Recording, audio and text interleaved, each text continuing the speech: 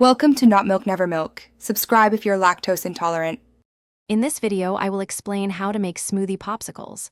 First, select your favorite fruits, either fresh or frozen, aiming for about 2 cups. Next, pick a liquid base such as milk, juice, or yogurt, using approximately 1/2 cup.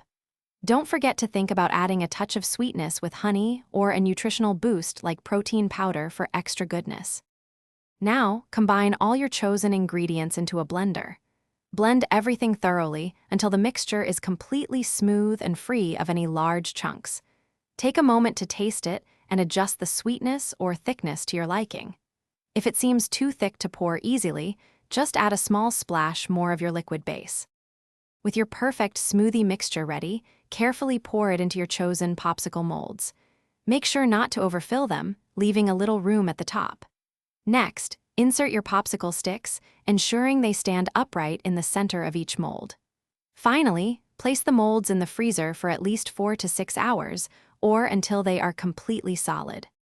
Once your smoothie popsicles are frozen solid, run the molds under warm water for just a few seconds.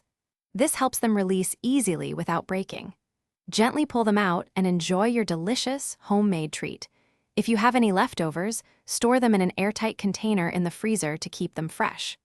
Also, be sure to check the description for a link to some amazing darn tough socks and other great deals. Thanks for watching. If this was helpful, leave a like and consider subscribing. See you next time.